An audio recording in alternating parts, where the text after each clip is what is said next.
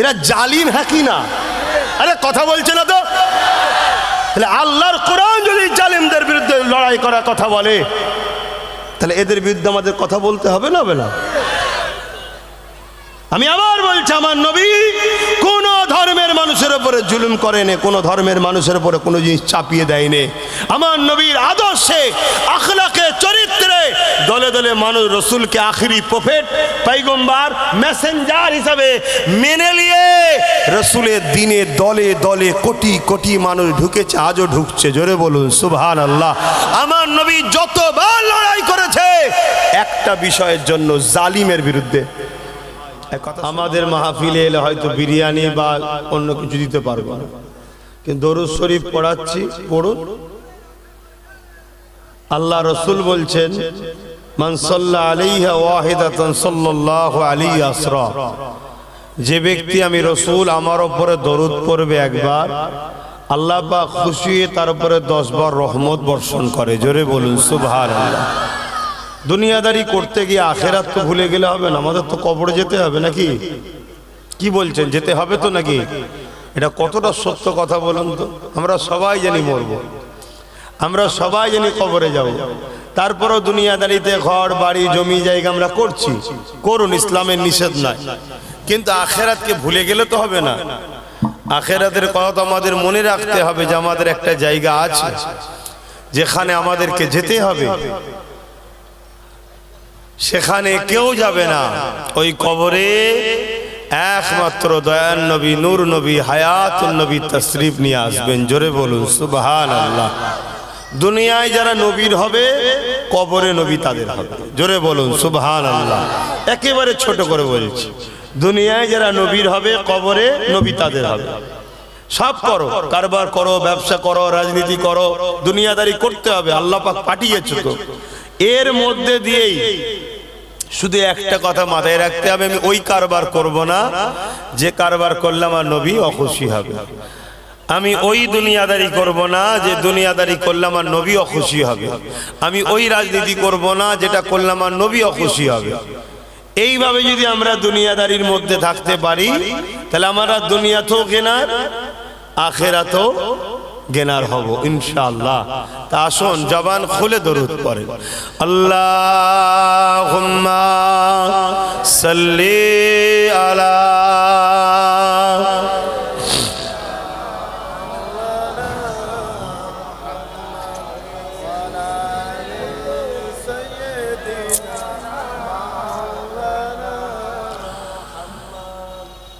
शादाग़े महशर में लब्बाई लब्बाई जहाँ उम्मतों ने पुकारा मुहम्मद, हमें जानो दिल से प्यारा मुहम्मद, मुहम्मद के गमों है हमारा मुहम्मद। अल्लाहुम्मा सल्ली अला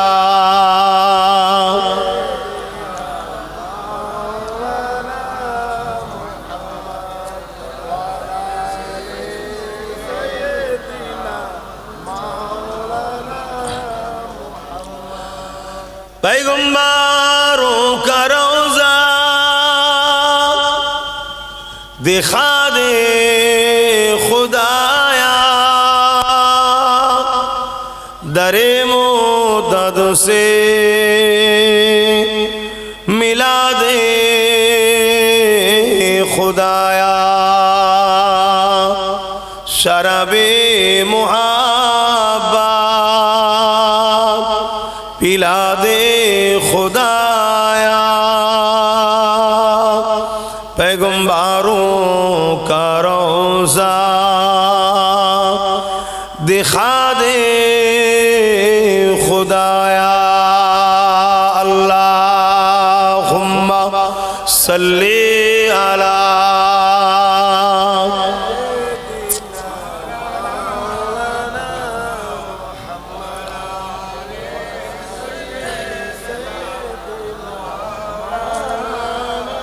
कलमे ला इलाहा इल्लल्लाह ला इलाहा इल्लल्लाह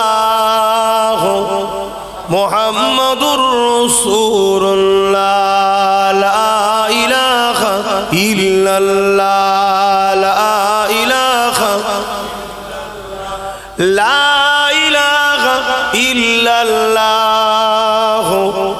मुहम्मदुर रसूलुल्लाह हस्बी रब्बी जल्लल्लाह मा फी क़ल्बी खैरुल्लाह नूर मुहम्मद सल्लल्लाह हक़ ला इलाहा इल्लल्लाह ला इलाहा जोरे जोरे ला इलाहा इल्लल्लाह ला इलाहा इल्लल्लाह मुहम्मदुर रसूलुल्लाह अल्लाहुम्मा सल्ली अला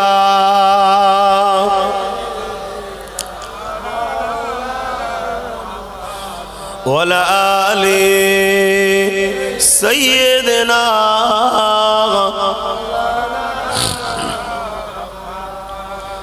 अल्हम्दुलिल्लाह सकले बोलें अल्हम्दुलिल्लाह अल्लाह दरबार शुक्रिया एरकम एकटा दुपुरेर समय आढ़ाईटार समय शीतेर बेलाय चाषी मानुष कम बेशी ताई तो नाकि एतगुलो मानुष पावा एटा बड़ो आल्लाहर खास दया छाड़ा आर कि होते पारे एक तो शीतेर समय आबार चाषी एलाकार मानुष এখন সব চাষবাসের সময় চারিদিকে আমাদের ওই যে কি নাম যেন ফোন করছিল আমার সংগঠনের অনেক নতুন ছেলে এখন তো নওশাদের হয়ে গেছে আমার আর নেই তবে ভালোবাসে আমাকে রাইনু রাইনু রাইনু ও বলছিল এখন শীতের সময় কি হবে আমি কি হবে আবার যা হবার তাই হবে তো যাই হোক সত্যি এটা আল্লাহর খাস রহমত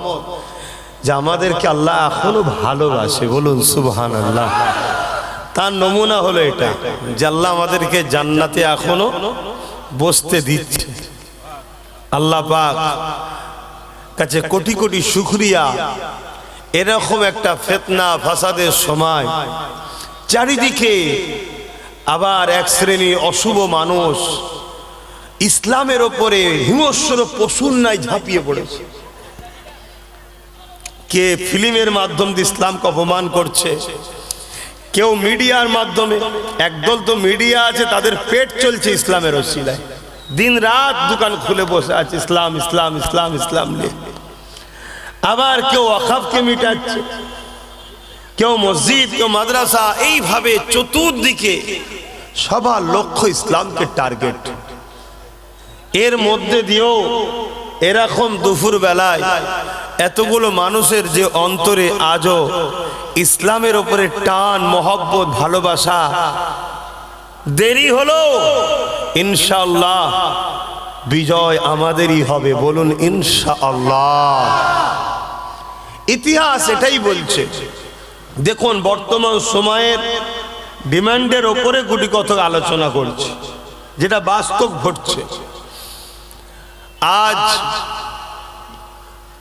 আল্লাহ দরবারে শুকরিয়া আদায় করি আল্লাহ আমাদেরকে ইসলাম ধর্মের অনুসারী করেছেন বলুন আলহামদুলিল্লাহ আমরা এই পৃথিবীতে হাজারো ধর্ম আছে আমার দেশ আমার বাংলাতেও হাজারো ধর্ম আছে আমরা কোন ধর্মের পক্ষে বিপক্ষে কথা বলাকে পছন্দ করি না কেন ইসলাম ইজাজত দেয়নি কিন্তু বড় দুঃখের বিষয় এক শ্রেণীর মানুষ বার বার বার বার আমার ইসলামকে টার্গেট করে কখনো আমার নবীর কার্টুন তৈরি করে জানি জানি এরা যে কার্টুন করছে ওটা আমার নবীর নয় কেন আমার নবীর কোনো ছবি ফটো মূর্তি ভাস্যকর নাই এ কপাল ফাটার আমার নবীকে দেখেনি তারপরেও কিন্তু একটা কার্টুন তৈরি করে সেটাকে আমার রসুলুল্লাহর নাম দিয়ে সমাজের কাছে অপমান করার চেষ্টা পৃথিবী জুড়ে একদল মানুষ করে আসছে। আবার কখনো ফিল্মের মাধ্যমে ইসলামকে নিয়ে মিথ্যাচার করছে, আবার কখনো বইয়ের পুস্তকে, যেমন আমার বাংলাতে একবার বাহির হয়েছিল, আপনারা জানেন কি জানি না, বিগত সরকারের সময় সেটাকে লাস্টে তারা ব্যান করতে বাধ্য হয়েছিল উম্মতে মুহাম্মাদির আন্দোলনের চাপে। আপনাদের খেয়াল আছে কি জানি না, আমার রাসূলুল্লাহর একটা ছবিকে বলছে এটা মুহাম্মদ সাল্লাল্লাহু আলাইহি ওয়াসাল্লাম। বলো নাউযুবিল্লাহ। কেন আমার নবীর কোনো ছবি, ফটো, ভিডিও, মূর্তি নাই? কেন আমার নবীকে ছবি যে তুলবে, তুলতে গেলে যে রোশনি দরকার। আমার রসুল হলেন মাথার তালু থেকে পায়ের তালু, পুরোটা হলো নূর অলা নূর। আমার নবীর ওপরে কোনো নূরের তাকত নাই যে নবীর ফটো তুলতে পারে। জোরে বলুন সুবহানাল্লাহ। হাই নূর। তো সেই জায়গাতে কিন্তু তারা চেষ্টা চালাচ্ছে, এদের লক্ষ্য একটাই, ইসলামকে মিটিয়ে দাও। কেন? ইসলাম ইনসাফের কথা বলে, ইসলাম মানবতার কথা বলে, ইসলাম প্রেমের কথা বলে, ইসলাম ঐক্যের কথা বলে, ইসলাম সাম্যের কথা বলে, ইসলাম ভ্রাতৃত্বের কথা বলে, ইসলাম সম্প্রীতির কথা বলে, ইসলাম ক্ষুধার্ত মানুষকে খানা খাওয়াবার কথা বলে, ইসলাম বস্ত্রহীনকে বস্ত্র দিবার কথা বলে, ইসলাম অন্নহীনকে অন্ন দিবার কথা বলে। হাত্তাকে ইসলাম যুগে যুগে জালিম অত্যাচারীদের বিরুদ্ধে লড়াই করেছে। এই জালিম অত্যাচারীদের বিরুদ্ধে লড়াই করার নাম হলো ইসলাম। এই লড়াইয়ে শহীদ হলে গাজী, শহীদ হলে, এই লড়াইয়ে ইন্তেকাল করলে শহীদ, আর বিজয় হলে বেঁচে থাকলে গাজী। জোরে বলুন সুবহানাল্লাহ। আমাদের কোনোটাতে লস নাই, আমাদের দুদিকেই লাভ। আমরা যদি ইসলামের পক্ষে অর্থাৎ গরিবের পক্ষে, আবার বুঝবেন, আমরা অনেকে মনে করি ইসলাম মানে দাড়ি টুপি নামা রোজা, এটা শুধু না, গরিবের পক্ষে লড়াই করাটাও ইসলাম। শুনছেন আমার কথা? হ্যাঁ। আমার নবীর মিশনটা কি ছিল? আমার নবীর মিশন ছিল এই জমিনের ওপরে তাওহীদের প্রচার, আর মহান স্রষ্টা সৃষ্টির ওপরে যারা জুলুম করছে তাদের হাত থেকে মনুষ্য জাতিকে মুক্ত করে, আজাদ করে এই পৃথিবীর ওপরে শান্তি সাম্য প্রতিষ্ঠিত করা। জোরে বলুন সুবহানাল্লাহ। তাই পৃথিবীতে আজকের দিনও যারা এই মানুষকে কৃতদাস দাসী বানাতে চায়, মানুষকে গোলাম বানাতে চায়, গরিবদেরকে লুটতে চায়, মানুষের অধিকার হরণ করতে চায়, মানুষকে তাকে আজাদ না রেখে দাসত্বের শিকলে আবদ্ধ করতে চায়, তারা কখনো ইসলামকে মেনে নিতে পারছে? জোরে বলুন, পারছে না। মনে রাখবেন, আমার নবী কোনো ধর্মের লোকের ওপরে জুলুম, জোরে বলুন, জোরে বলুন, কোন ধর্মের ওপরে, টোটাল নবীর লাইফে একটা দেখাতে পারলে নিজের জানকে বাজি রাখছি, একটা কেউ দেখাতে পারবে না। আমার নবী যতগুলো লড়াই করেছে প্রত্যেকটা লড়াই ছিল অসহায়, দুঃখী, মজলুম, নর নারীর পক্ষে দাঁড়িয়ে জালিমদের বিরুদ্ধে আমার নবী লড়েছে। জোরে বলুন সুবহানাল্লাহ। জালিমদের বিরুদ্ধে লড়াই করা এটা আমার নবীর সুন্নাত, এটা আমার নবীর সুন্নাত। শুধু আমার নবীর নয়, যত নবী এসছে সকল নবীদের সুন্নাত হলো জালিমের বিরুদ্ধে লড়াই করা। জোরে বলুন সুবহানাল্লাহ। তাই আমার রাসূলের টোটাল 63 বছরের জিন্দেগি, সেই জিন্দেগি যদি আমরা দেখি, আমার নবী গায়ের ইসলাম, অমুসলিম, মূর্তি পূজারী, আগুন পূজারী, খ্রিস্টান, ইহুদি, তাদের ধর্মেরও গরিব অসহায় মানুষের পাশে দাঁড়িয়ে আমার নবী পাক লড়াই করেছে। জোরে বলুন সুবহানাল্লাহ। আমার নবী ইনসাফের কথা বলেছে, মানুষকে আজাদ দাও, মানুষ কখনো কারো গোলাম হবে না, কৃতদাস দাসী হবে না। মানুষের উপরে আতঙ্ক নয়, আতঙ্কবাদের বিরুদ্ধে রাসূল লড়াই করেছে। কিন্তু দুঃখের বিষয়, কলম আজকে জালিমদের হাতে চলে গেছে, মিডিয়া জালিমদের হাতে। কোথাও তারা কন্ট্রোল করছে এক শ্রেণী মিডিয়াকে, সবাই নয়। আজকে পাওয়ার তাদের হাতে চলে গেছে। তারা আজকে জোর করে ইসলামের নামে মিথ্যাচার করছে। তারা ক্ষমতার জোরে ইসলামের ঐতিহ্য, মসজিদ, মাদ্রাসা, কবরস্থানগুলোকে মিটিয়ে দিতে চাইছে, যাতে ইসলামের কোনো নিশানা না থাকে। কেউ গরিবের হককে কথা বলবে, তাকে রোকো। কেউ ইসলামের বিরুদ্ধে কথা বলবে, তাকে পজিশন তৈরি করে দাও। এই চলছে আজকে বর্তমান সমাজ ব্যবস্থা। এর জন্য দোষী কিন্তু আমরা নিজেরাই। কেন? আমরা আমাদের ডিউটিটা ভুলে গেছি। আল্লাহ আমাদেরকে দুটো ডিউটি দিয়েছে। কুনতুম খায়রা উম্মাতিন উখরিজাত লিন-নাসি তা'মুরুনা বিল মা'রুফ ওয়া তানহাউনা আনিল মুনকার। আল্লাহ আমাদেরকে শ্রেষ্ঠ উম্মত করেছে, বলুন সুবহানাল্লাহ।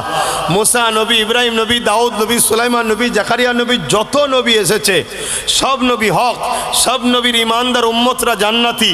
সব নবীর উম্মতদের থেকে আল্লাহ উম্মতে মুহাম্মাদি আমাদেরকে শ্রেষ্ঠ করেছে, জোরে বলুন সুবহানাল্লাহ। কারণ কি? আমাদের দুটো কাজ, যে কাজ বাকি নবীরাও করেছে। কি কাজ? অন্যায় করো না, অন্যায়কে মিটাও, ন্যায় করো, ন্যায়কে প্রতিষ্ঠিত করো, জোরে বলুন সুবহানাল্লাহ। আমার অনেক বাপ ভাইদের মধ্যে, মা বোনেদের মধ্যে অনেক সময় দেখা যায় আমাদের ধারণা এসে গেছে যে আমি অন্যায় করব না, অন্যায়ের বিরোধীও করব না, আমি ন্যায় করব, ন্যায়ের পক্ষে থাকব। এটা আমাদের একটা কালচার এসে গেছে।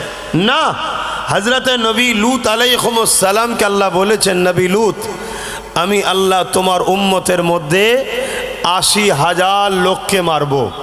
একটু সাড়া দেবেন, কত হাজার? ৮০,০০০।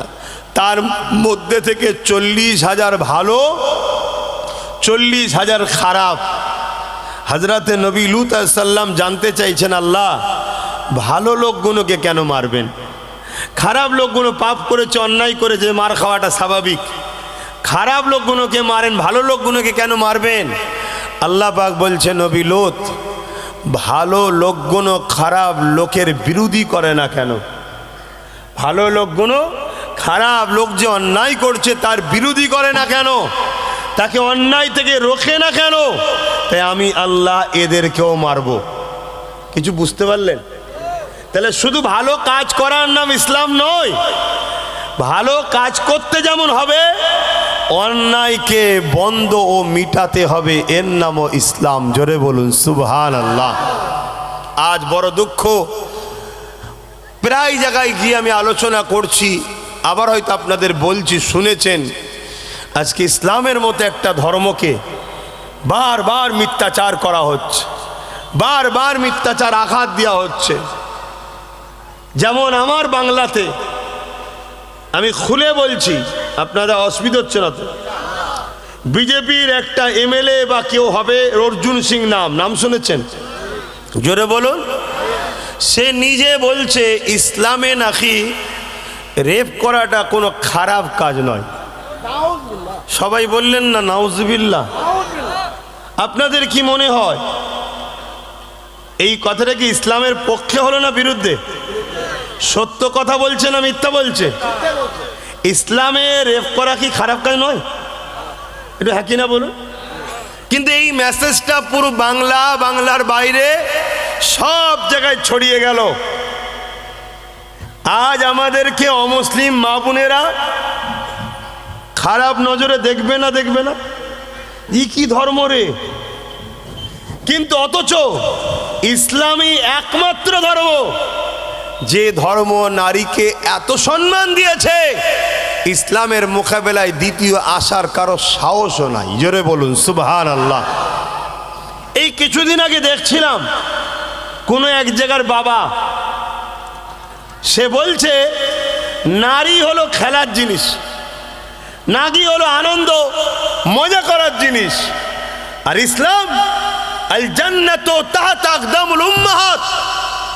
ইসলাম বলছে নারীর পায়ের তলাতে প্রত্যেকটা পুরুষের জান্নাত, অর্থাৎ প্রতিটা সন্তানের জান্নাত তার মায়ের পায়ের তলায়। সন্তান পুরুষ, মা হলো নারী। জোরে বলুন সুবহানাল্লাহ, আরো জোরে বলুন সুবহানাল্লাহ। ভাবেন যে ইসলাম নারীকে এত সম্মান দিয়েছে, ১৫০০ বছর আগে নারীদেরকে জ্যান্ত পুঁতে দেওয়া হতো। যারা পুতত তারা কেউ এক আল্লাহ মানত না, যারা পুতত তারা কেউ এক আল্লাহ মানত না। তারা নারীদেরকে নিজের বাবা জ্যান্ত পুঁতে দিত। ইসলাম এসে তাদেরকে সম্মান দিল কতটা, মায়ের পায়ের তলাতে জান্নাত। এবং রসুল বললেন কারো ঘরে যদি প্রথম কন্যা সন্তান হয়, এর মানে ওই নারীর বাবাকে কন্যা সন্তান দিয়ে মহান স্রষ্টা জান্নাতের মেসেজ দিচ্ছে। জোরে বলুন সুবহানাল্লাহ। তাহলে নারীর সম্মান ইসলাম দিচ্ছে না, দেয়নি? আর কত দিয়েছে? যদি সারা দিন রাত নারীলে আলোচনা করি সময় শেষ হয়ে যাবে, অশেষ হবে না। আল্লাহ নবী বলেছেন কারো ঘরে যদি পরপর 3টে নারী সন্তান হয়, ওই 3 নারীর বাবা যদি নারীকে সুন্দরভাবে লালন পালন করে বিবাহ দিয়ে দেয়, আমি রাসূলুল্লাহ বলছি 3 নারীর আব্বা আর আমি রাসূল আল্লাহর জান্নাতে পাশাপাশি থাকবো। জোরে বলুন সুবহানাল্লাহ। এরকম একটা পবিত্র নারীদের অধিকার দেওয়া, সম্মান দেওয়া ধর্মকে পশ্চিম বাংলাতে অর্জুন সিং বিজেপির একটা নেতা প্রকাশ্য বলছে ইসলামে নাকি রেপ করাটা পাপ নয়। এর বিরুদ্ধে এত কেস হওয়ার পরও এই পশ্চিম বাংলা সরকার কি তাকে অ্যারেস্ট করেছে? অর্জুন সিংকে অ্যারেস্ট করেছে কি?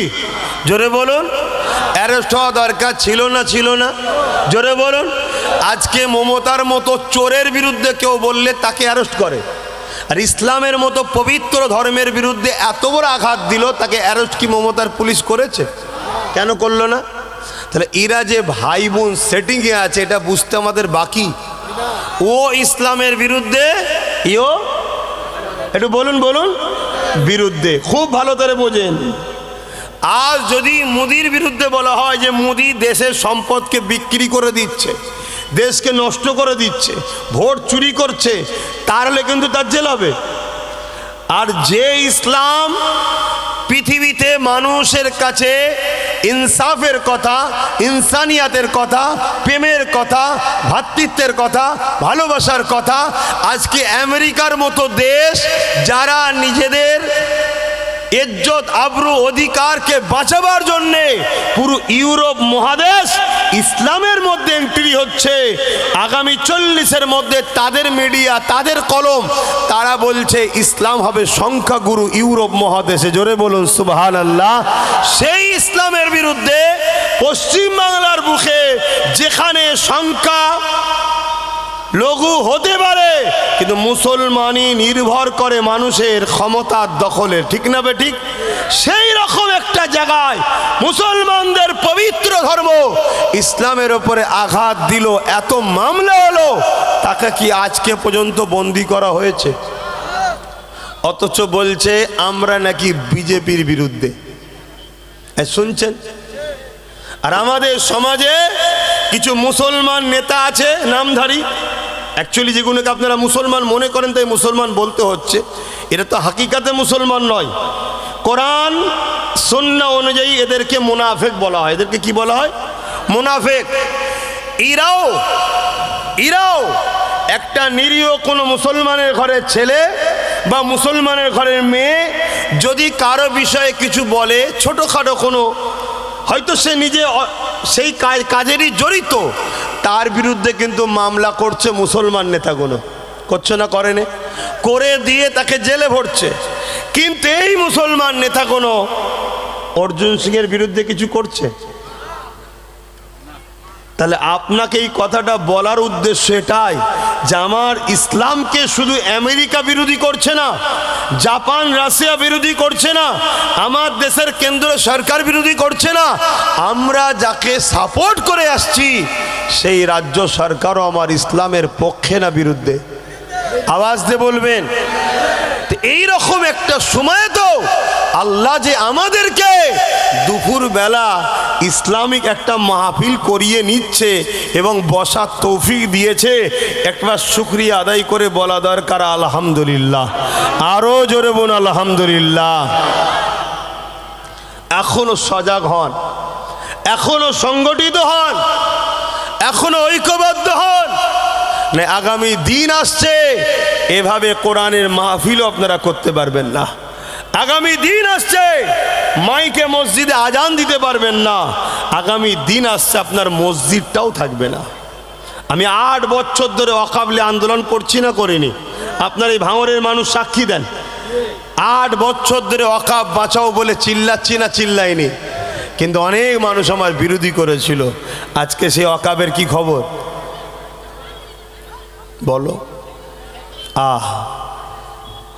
বড় দুঃখের সাথে বলছি, আজ আমরা সহজ ইসলাম পেয়েছি, ইসলামের গুরুত্ব আমাদের কাছে বড় কমে গেছে।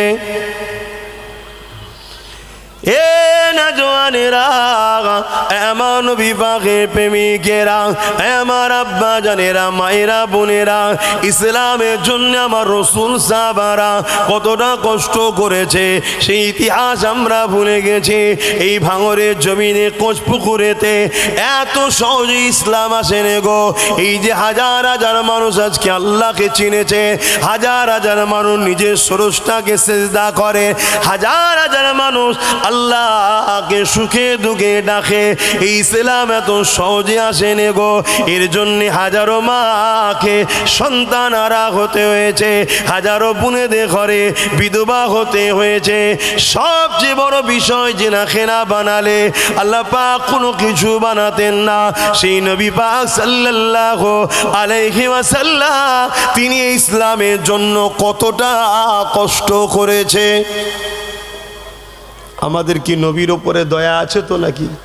মায়া আছে তো নাকি? ভালোবাসা আছে তো নাকি? তাহলে একটু ভাবা দরকার তো, হ্যাঁ, যে আমরা কারবার নিয়ে, জমি নিয়ে, জায়গা নিয়ে, দুনিয়ার কাফের বেঈমান মুশরিক চোর বেঈমান গাদ্দার নেতাদের নিয়ে ভাবতে ভাবতে আমাদের শেষ সময়। আমার নবীলে কখন ভাববো?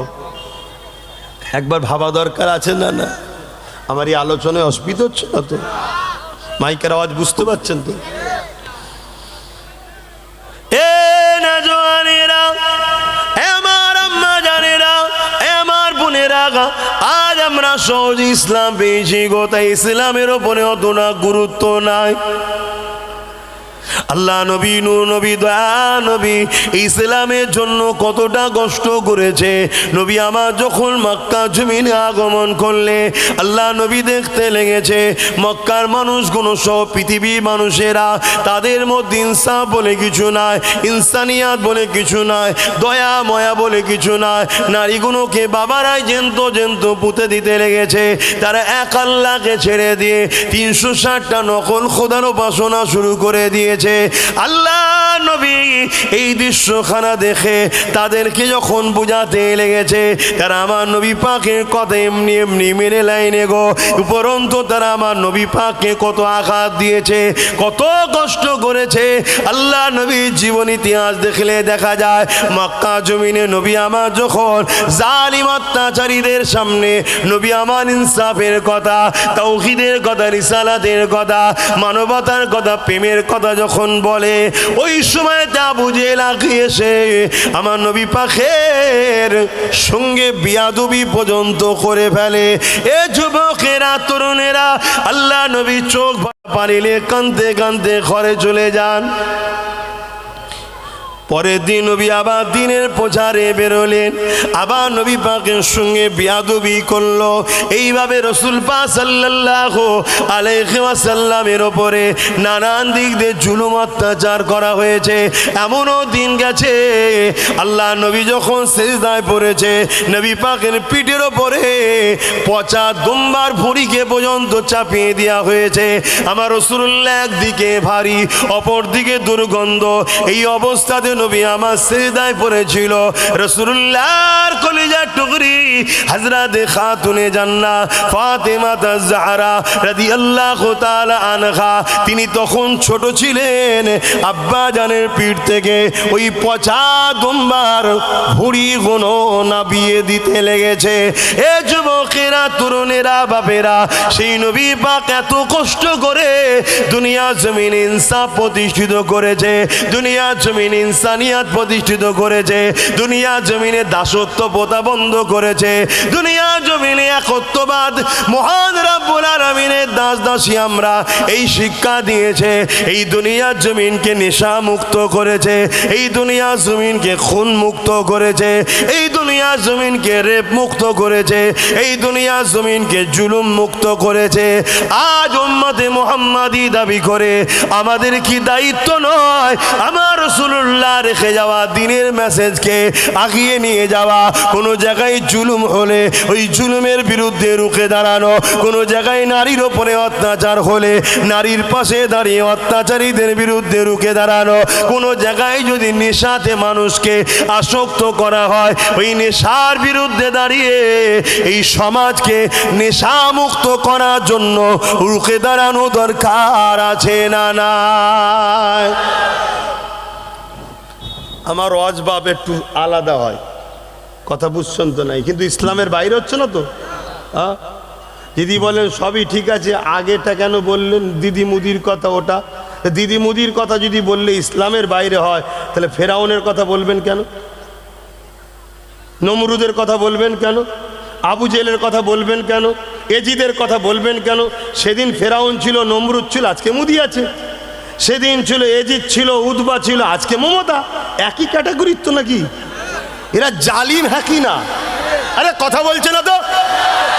তাহলে আল্লাহর কোরআন যদি জালিমদের বিরুদ্ধে লড়াই করার কথা বলে তাহলে এদের বিরুদ্ধে আমাদের কথা বলতে হবে না? হবে না?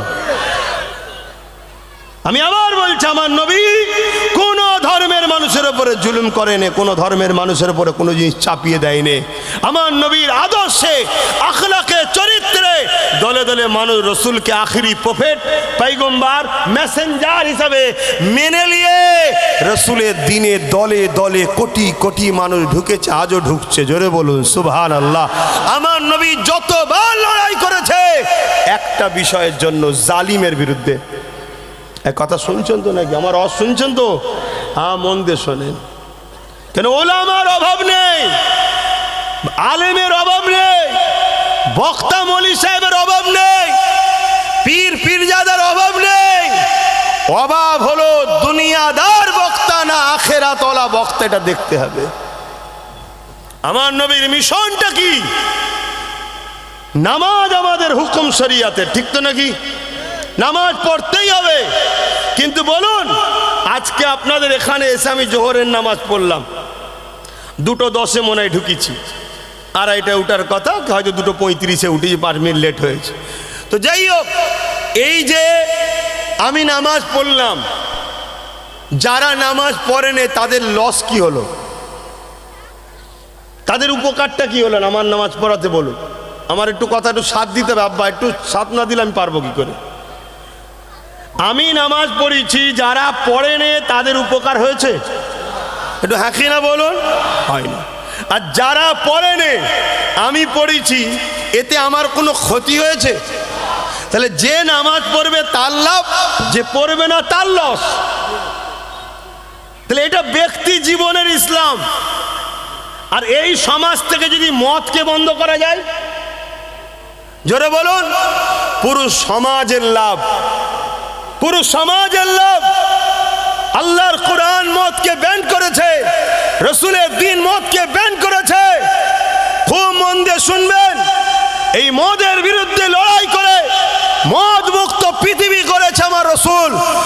আজ উম্মতে মুহাম্মাদী হিসাবে আমাদেরকেও মদ মুক্ত সমাজ গড়ার দরকার আছে না নাই? জোরে বলুন, আছে না নাই? এটা তো উম্মতের ইমানের দায়িত্ব। মদের বিরুদ্ধে কথা বলো, কিন্তু কথা হচ্ছে মদের বিরুদ্ধে শুধু উলামারা ওয়াজ করলে কি মদ বন্ধ হয়ে যাবে? উলামারা ওয়াজ করে বাবারা মদ বন্ধ করো, মদ বন্ধ করো, আর সরকার মদ বিক্রি করবে। শুনছেন? তাহলে একদিকে যেমন আমরা ওয়াজ করব উলামারা, আমাদেরই দায়িত্ব আমাদের সমাজ থেকে ভালো ভালো ছেলেকে প্রতিষ্ঠিত করে তাদেরকে রাজ ক্ষমতার আগিনায় নিয়ে গিয়ে তাদের দ্বারা পার্লামেন্টে পাঠিয়ে বিল পাস করিয়ে মদ বন্ধ সমাজে করা দরকার আছে না নাই? এর নাম তো ইসলাম। আমার নবী মদিনার পার্লামেন্ট তৈরি করে সেখান থেকে বিল পাস করেছে নবী, সারা বন্ধ চলবে না।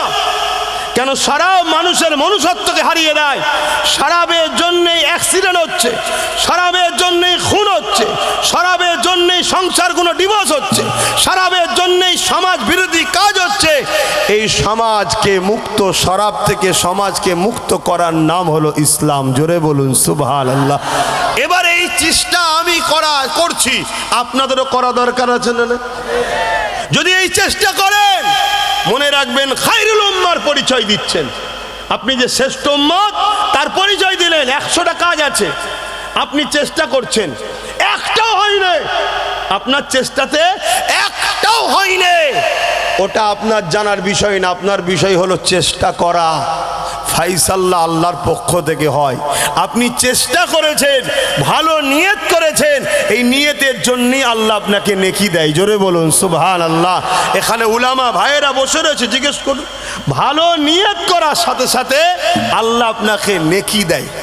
কিন্তু আজ দুঃখের বিষয়, আজ বড় কষ্টের বিষয়, আমরা মা বোন বাপ ভাই মুসলিম সমাজ, আমরা কোনো জায়গায় ফ্রিতে কিছু পেলে সেখানে হাত পেতে দিই। আমরা একবারও ভাবি না এটা মদ বিক্রির পয়সা নয় তো?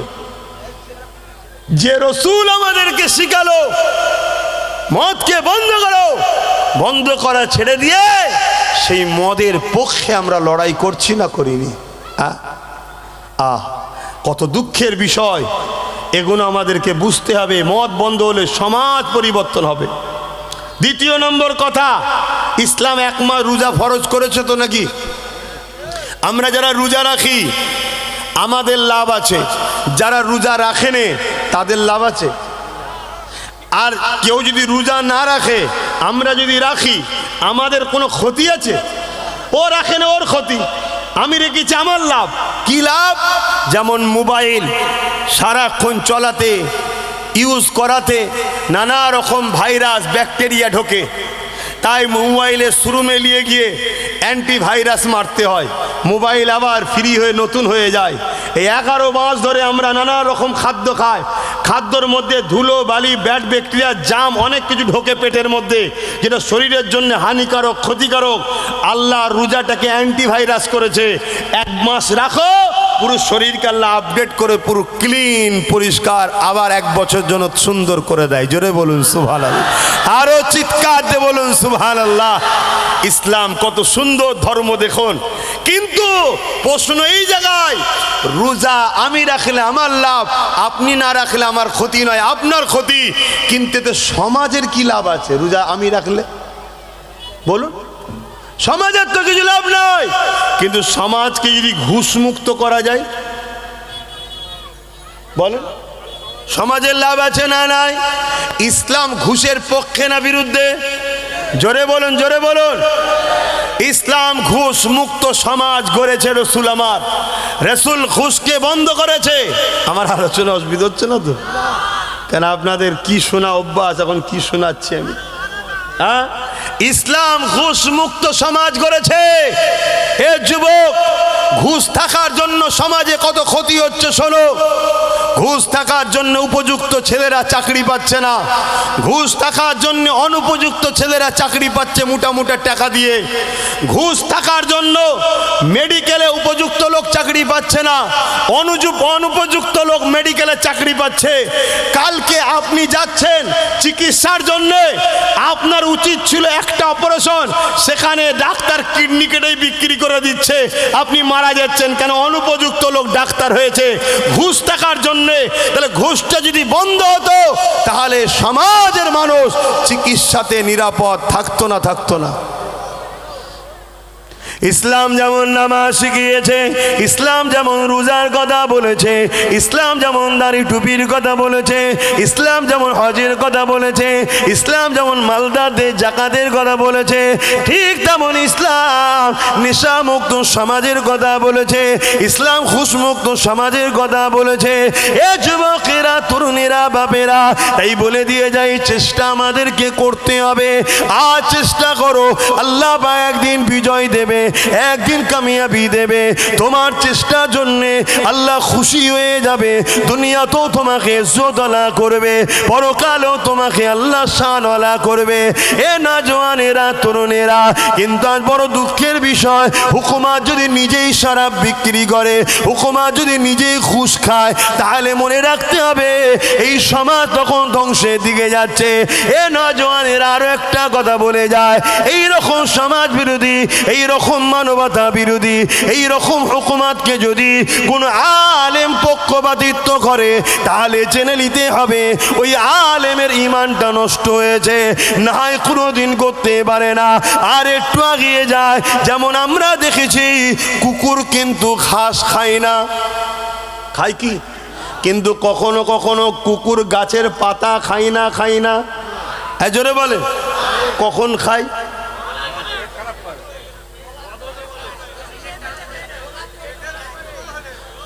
অনেকে বলছে ঘুষ হারাম, বেশি খেয়ে ফেললে। কথা ঠিকই, যখন পেট খারাপ হয়, এক কথায় পেট খারাপ, বদ হজম, ওভারলোড, তখন কিন্তু কুকুর গাছের পাতা খায়, তাই তো নাকি? তো কুকুর গাছের পাতা যখন খাবে, বুঝে নিতে হবে এর পেট খারাপ।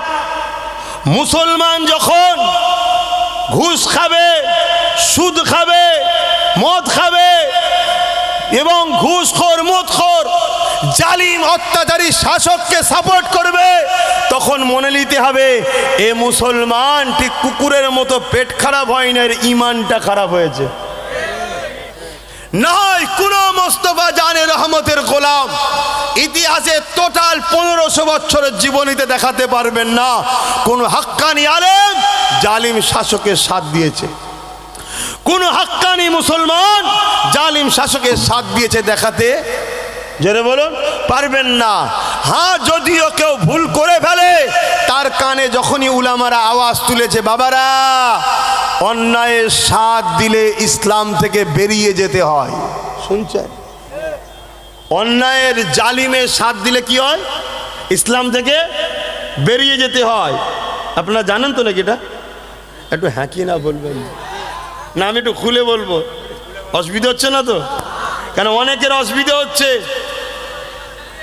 অনেকের অসুবিধা হয়েছে দেখছি তো। আরে গাধা, জালিম, আব্বাস সিদ্দিকীর মুখ কথা আমার নয়, পীর সাহেবের ছেলে এসে বলে গেছে, পীর সাহেবের ছেলে এসে বলে গেছে কেন্দ্রের সরকারকে ভোট দিলে ঈমান থাকবে না, ইসলাম থেকে বেরিয়ে যাবে। রাজ্য সরকারকে ভোট দিলে ঈমান থাকবে না, ইসলাম থেকে বলে বেরিয়ে যাবে। অতএব আমিও বলছি, আরে তোর কথা আলাদা, আব্বাস সিদ্দিকী যে কথা বলেছে, ক্ষমতা তো তোদের দুজনেরই হাতে আছে। যত উলামা তোদের পক্ষে আছে সব কটাকে ব্রিকেটে ডাক, আমি যেতে রাজি আছি, বাহাস ওখানে হবে, ঠিক না বে ঠিক? আমি চ্যালেঞ্জ করে প্রমাণ করে দেবো, মুসলিম শরীফের হাদিস, মেশকা শরীফের হাদিস আজকে একটু বলবো আপনাদের সামনে। হাত তুলে বলুন, বলবো? শুনতে চাইছেন তো নাকি? এতে অনেকের কষ্ট হয়েছে, এখন খুব চলছে, বিশেষ করে আপনাদের ভাঙড় এলাকা, এই আশেপাশের এলাকায় বড় বড় হল ভাড়া করেছে, করে প্রজেক্টরে দেখাচ্ছে, দেখো আব্বাস সিদ্দিকী আমাদেরকে ভোট দিলে ঈমান চলে যাবে বলেছে। কথা বুঝে আসছে না? না, তুই তো নিজের পাতা ফাঁদে নিজেই পা দিলি রে। ওর মধ্যে হয়তো 50টার মধ্যে 10টা এমন লোক ছিল তোদের দল করে ঠিকই, কিন্তু ভেতরে তার ঈমান ছিল, সে কিন্তু লড়ে উঠেছে। আব্বাস সিদ্দিকী যখন বলেছে আব্বাসের কথা যদি নাও মানি, কমসে কম একটু ভেরিফাই করি। শুনছেন তো? ভেরিফাই করতে গেলে হাদিস ধরে বলছি তো, তাহলে তার কাছে তো মেসেজটা যাবে যে না, আব্বাস যেটা বলেছে ওর বাপের কথা বলে না, ওটা আমেনার লালের কথা বলেছে। জোরে বলুন সুবহানাল্লাহ। কথা বুঝে আসছে? কেন আমরা মুসলমান গরিব, আমরা মুসলমান লুবি নই, আমরা মুসলমান ক্ষমতার দিকে যেতে চাইনি, তাই বারবার যারা এসেছে তাদের পিছনে ঘুরেছি, আর বারবার আমাদেরকে ঠকিয়েছো তোমরা। তা বলে এটা নয় তোমরা আমাদের দ্বারা অনেক অন্যায় অনেক বদমাইশি করিয়েছো, তা বলে এটা নয় যে তোমরা আমাদের ইমানকে লুটে নেবে আর আমরা চুপ থাকবো। অত সহজ কিন্তু মুসলমানদের কাছ থেকে ইমান বার করা নয়, ঠিক না বে ঠিক? হ্যাঁ, তো শোনো মন দিয়ে, আল্লাহ নবীর মুসলিম শরীফের হাদিস। এই আলো ফালো ছড়া, ডিস্টার্ব করিনি বাবা। এই দুপুরের সময় সব ঘুমানো লোক, একটু মাঠ থেকে খেটে এসে খেয়ে দে। কি ঘুমান তো নাকি অন্যদিন? তাহলে এদেরকে ধরে বসিয়ে রাখা চারটিখানি ব্যাপার না, আমি ভেতরে ভেতরে আল্লাহ আল্লাহ করতে হয়। আর এর কাউকে পয়সা দিয়ে আনা নয়, কাউকে ভয় দেখিয়ে আনা নয়। এ না গেলে তোর ঘর ভেঙে দেবো, না গেলে তোর কাজটা আটকে দেবো। এক কিস্তি ঢুকেছে, বাকিটা ঢুকবে না, কি এরকম করে আনা নাকি? না, তাহলে এর পরেও বাপ ডিস্টার্ব করিসনি। এটা আল্লাহর খাস দয়া, যেগুলো আল্লাহর নবীর গোলাম এলেগুলো আসে, এটা আল্লাহর খাস দয়া। আর এজন্য নবীর দুশ্মনদের বুক ফেটে যায়, অনেকের কষ্ট হয়। কথা বুঝে আসছে? নানা রকম কথা বলে, আমার আজকে কাটিং করে, এডিট করে, এআই করে, যাতে করে আপনারা আমাকে খারাপ ভাবেন। আর তারা আপনাদের ঘরে ইসলাম থেকে বার করতে চায়, তারও নমুনা দিয়ে যাব। শুনছেন? আল্লাহ নবী বললেন, যতক্ষণ উম্মত তোমার অন্তরে ঈমান থাকবে ততক্ষণ পৃথিবীর কোনো শক্তি উম্মতকে মিটাতে পারবে না। জোরে বলুন সুবহানাল্লাহ। তাই এই উম্মতের অন্তর থেকে ঈমানকে মিটাবার হাজারো ষড়যন্ত্র চলছে। তাই বলে দিয়ে যায়, অ্যাকচুয়ালি কথা হলো এটাই। আল্লাহ রসুল বললেন, মুসলিম শরীফের হাদিস, অন্যায় দেখলে হাত দিয়ে রোখো। অন্যায় দেখলে বলেন, একটু আওয়াজ দেন, হাত দিয়ে রোখো। যদি হাত দিয়ে রুখতে না পারো, মুখ দিয়ে প্রতিবাদ করো। যদি মুখ দিয়ে প্রতিবাদ করতে না পারো, অন্তর থেকে ঘৃণা করে দূরে সরে যাও।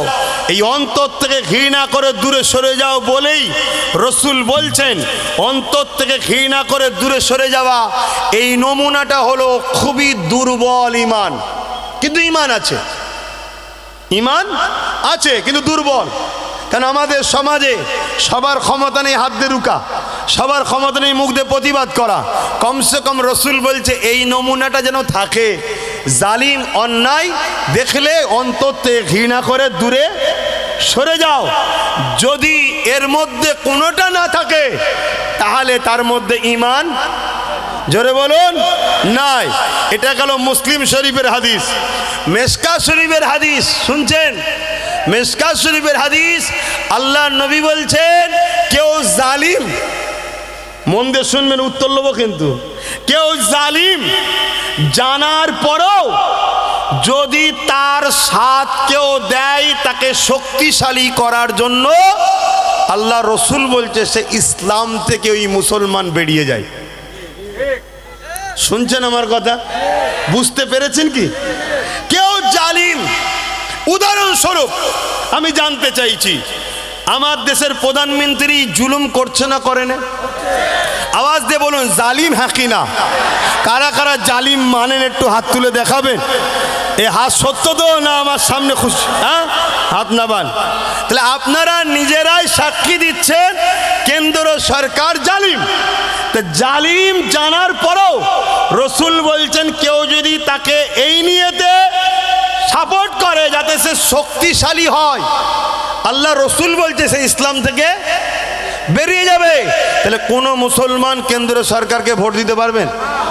যদি দেন রাসূলুল্লাহর কথা অনুযায়ী ইসলাম থেকে, জোরে বলুন, বেরিয়ে যাবে। তাহলে আমি জানতে চাইছি, একদম দিল থেকে বলবেন, ঘাবড়াবার কিছু নেই, আল্লাহ ছাড়া কাউকে ভয় করবেন না। আমার রাজ্য সরকার জালিম হ্যাঁ কি না? কারা মানেন হাত তুলে দেখান। একমত তো? আমিও জানি ও বিরাট বড় জালিম। সব থেকে বড় জালিম হলো বিশ্বাসঘাতক, চিটিংবাজ। আমাদেরকে বলেছিল আন্দোলন করতে হবে না, আমি থাকতে ওয়াকফ যেতে দেবো না, কিন্তু গাদ্দার বিজেপির সঙ্গে সেটিং হয়ে বলল এক হয়ে গেছে। করেছে না করেনি? আপনারা শুনেছেন তো নাকি? তাহলে এটা একটা জুলুম না জুলুম নয়? আমার মসজিদের মতো সম্পদ, কবরস্থানের মতো সম্পদ, ঈদগার মতো সম্পদ, খানকার মতো সম্পদ আজকে কেন্দ্র সরকার লুটছে, আর এও তার সাথে এক হয়ে ওয়াকাবকে, আইনকে মেনে নিয়েছে, ঠিক তো নাকি? তারপরে তামান্না মতো ছোট বোনকে বোম মেরে মেরে ফেললো, তারপরে ওবিসি মুসলমানদের চাকরি ফাকরি শেষ করে দিল, তারপরে বলেছে কোরআন শেষ হয়ে যাবে, আমার উন্নতি শেষ হবে না। এই কথাটা জালিম না জালিম নয়? তারপরে আরো কথা বলছি শোনেন, আপনাদের ঘরে প্রসাদ খাইয়ে কাফের বানাতে চেয়েছে না চাইনি? রেশনের মাধ্যমে প্রসাদ খাইয়েছে না খাইনি? কারণ নবী বলেছে ঈমান থাকলে হারাতে আমাদেরকে কেউ পারবে না। তা এ বেঈমান আমাদেরকে প্রসাদ খাইয়ে বেঈমান বানাতে চেয়েছে, যাতে করে ইরা যখন আমাদেরকে মারবে আমরা জিততে না পারি। তাহলে বলুন, রাসূলুল্লাহর হাদিস জালিম জানার পরেও কোন মুসলমান যদি তাকে সাথ দেয়, তাকে ভোট দেয়, মানে সাপোর্ট করে, ভোট দেয় মানে কি সাপোর্ট করা তো নাকি? এজন্য বলেন রাসূলুল্লাহর হাদিস অনুযায়ী সেই ইসলামে থেকে বেরিয়ে যায়। তাহলে আজকে বলুন, রাজ্য সরকারকে জালিম জানার পরেও এই জালিমকে কোন মুসলমান যদি ভোট দেয়, সেই ইসলাম থেকে বেরোবে না বেরোবে না? হাত তুলে বলুন, একমত তো নাকি? একমত তো? তাহলে আমার একটা শেষ কথা আপনাদের কাছে, অন্যদিকে যাচ্ছি আমি, অন্যদিকে যাচ্ছি। এই কথাগুলোকে কেটে নিয়ে যে কোনো একটা বুজুর্গর সঙ্গে আমার কথাকে সেটিং করেছে। তিনি বলেছিল সাথ দেওয়া যাবে, আর আমি বলছি ঈমান চলে যাবে, কথা ইসলাম থেকে বেরিয়ে যাবে। অ্যাকচুয়ালি তিনি বলেছে কবে? যখন এই সব মুখোশগুলো খুলে এই সব মুখগুলো দেখায়নি, যখন বলেন কোরআন শেষ হয়ে যাবে, যখন এরম গাদ্দারি করেন, প্রথম প্রথম যখন আসছিল 10,000 মাদ্রাসা দেবো, এটা দেবো, ওটা দেবো, সেটা দেবো বলেছিল না, তখন তিনি বলেছিলেন যে একে সাথ দেওয়া দরকার। আরে কোনো জায়গায় যদি কেউ বলে মসজিদের জন্য টাকা দাও, আপনি দেবেন না? দেবেন না। কিন্তু যখন জেনে যাবেন মসজিদের টাকায় সে মদ খাচ্ছে, আর দেবেন? তাহলে এই প্রথম বলা তো খারাপ নয় যে দাও, তাকে তো ভালো মনে করে বলেছে, দিয়েছে।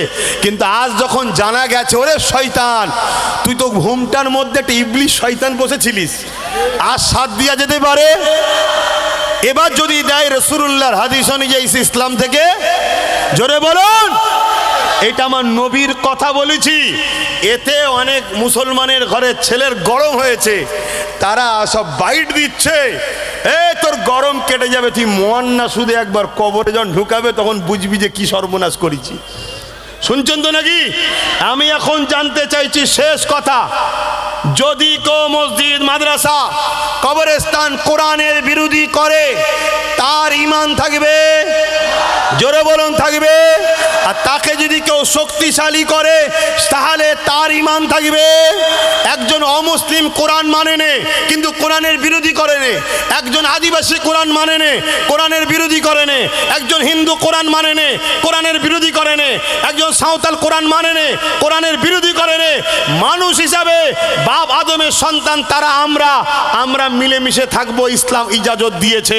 কিন্তু বিরোধী করার রাইট নয়। বিরোধী যে করবে তার সঙ্গে মিশা চলবে। আমার কথা বুঝতে পেরেছেন? তাহলে আমাদের লড়াই হিন্দুদের বিরুদ্ধে নয়, আদিবাসী সাঁওতাল বাগদি তুলে কার বিরুদ্ধে নয়, আমাদের বিরুদ্ধে তাদের যারা ক্ষমতার জোরে ইসলামের বিরোধী করছে, মসজিদ মাদ্রাসাকে মিটাতে চাইছে। তাই আমি শেষ একটু উত্তর নেব। একদিকে আছে ইসলামের মসজিদ মাদ্রাসা, ওয়াকাব ও কোরআন শেষ হয়ে যাবে বলনেওয়ালা দিদি মুদি, আর আরেকদিকে আছে নবী বংশের আওলাদ সুপ্রিম কোর্টে কেস করেছে কোরআন মসজিদ মাদ্রাসার পক্ষে। একজন ইমানদার হিসাবে, ধর্মগুরু ঘরের ছেলে হিসাবে আপনার কাছে জানতে চাইছি, এই জায়গায় মসজিদ মাদ্রাসা দুশ্মনের সাথ দেবেন, না নবী ঘরের আওলাদ যে কোরআন মসজিদ মাদ্রাসার পক্ষে দাঁড়িয়ে জেল পর্যন্ত খাটছে তার সাথ দেবেন? কার সাথ দেবেন? কথা মাথা ঢুকেছে? আমি ওপেন বলে যাচ্ছি, এটা আমার ডিউটি আপনাদেরকে সজাগ করানো। আপনি নেবেন কি না নেবেন সম্পূর্ণ আপনার ব্যাপার, আর আপনার থেকে কৈফিয়ত নেবে আল্লাহ, আমার ব্যাপার নয় এখানে। কথা বুঝে আসছে? কিন্তু আমাকে আল্লাহ ধরবেন, তুমি হক কথা বলুনি কেন? তাহলে একদিকে ইসলাম বিদ্বেষী জালিম অত্যাচারীরা রয়েছে, আর একদিকে নবী বংশের আওলাদ। ওপেন বলে যাচ্ছি, নওশাদ সিদ্দিকী রয়েছে। আপনারা কার সাথে আছেন? কার সাথে আছেন জানতে চাইছি। এটা ইমানি দায়িত্ব আছে না নাই? এবারে আপনাকে বলবে যে সব ঠিক আছে, জলসায় এসে এসব কথা বলবে কেন? বলতে পারে না? যারা বলবে তাদের উদ্দেশ্য করে আমার মেসেজ, ওই দিন জলসায় এসে বসা বন্ধ হয়ে যাবে যেদিন আমার ধর্মীয় পবিত্র ইফতারকে পার্টির নামে রাজনীতি করা বন্ধ হবে। যেদিন আমার নবী দিবস, নবীর মিলাদুন নবীতে যে পিসাব করে পানি নিতে যায়নি তাকে তুলা মেম্বারে বন্ধ হবে, সেদিন আমারও আলোচনা বন্ধ হবে। যেদিন রাজনীতির নেতারা শিক্ষা, স্বাস্থ্য, কর্মসংস্থান বাদ দিয়ে মসজিদ দিয়ে কবরস্থান, ঈদগাহ, খানকা নিয়ে কোরআন শেষ হয়ে যাবে, বলা বন্ধ হবে, সেদিন এখান থেকে আমারও বলা বন্ধ হয়ে যাবে। আগে তোরা বন্ধ কর। তোরা যদি আমার ধর্মে হস্তক্ষেপ করিস, উলামাদের দায়িত্ব তোদের কলজেই হাত ঢুকিয়ে দেওয়া দরকার আছে না? তাই আব্বাস সিদ্দিকী বলছে, আপনাদের অসুবিধা হচ্ছে। একজন হুজুর হিসাবে, পীরজাদা হিসাবে, একজন ইসলামের প্রচারক হিসাবে, একজন দায়ী হিসাবে এটা আমার ইমানি দায়িত্ব এ জাতকে সাবধান করা, সমাজ সতর্ক করা যে তোমার একটা সহযোগিতা ভোটে এমন লোক ক্ষমতায় আসছে তারা মসজিদ মাদ্রাসা ভেঙাচ্ছে, তুমি কি তার জন্য দোষী নয়? জোরে বলো। কিন্তু তোমাদেরকে নতুন করে একটা প্ল্যান চলছে, ওই প্ল্যানটা একটু বলে দিই নাকি? সেই প্ল্যানটা হচ্ছে এটা, যখন বুঝতে পেরে গেছে জাহান্নামী, বুঝতে পেরে গেছে, কে বুঝতে পেরেছে? জাহান্নামী। বুঝতে পারছেন তো নাকি? হ্যাঁ, বুঝতে পেরে গেছে শয়তান যে আমার মুখ উঠে গেছে, পর্দা উঠে গেছে, মানুষ সব চিনতে পেরে গেছে যে আমি যে কত বড় পেতনি, লোক বুঝে নিয়েছে। অতএব আমার পক্ষে আর থাকছে না, তাই অন্য গেম করছে, অন্য প্ল্যান তৈরি করছে। কেন সবাই এখন ওই নবী বংশের আওলাদের দিকে মুখ করছে পারে সব জায়গায়। এইটাকে রুকার জন্য আবার ভাগাভাগি যাতে মুসলমানদের মধ্যে হয়, এই প্ল্যান পরিকল্পনাও করছে। আমার ডাউট হচ্ছে আরো নতুন নতুন পয়সা দিয়ে অনেককে বার করা হবে মুসলমান দরদি। এক কথা মাথায় বুঝতে পারছেন তো নাকি? কিন্তু সাবধান থাকা দরকার আছে না নাই? আরে মুসলমান ঘরে ছেলে মেয়েরা আসেন, ফিরে আসেন, আমার রাসূলুল্লাহকে মহব্বত করে। কেন আমি বলবো না যে নবী আমার কত কষ্ট করে এই জমিনে আমাদেরকে মসজিদ করা শিখালো, যেখানে আল্লাহকে সিজদা দেওয়া হবে।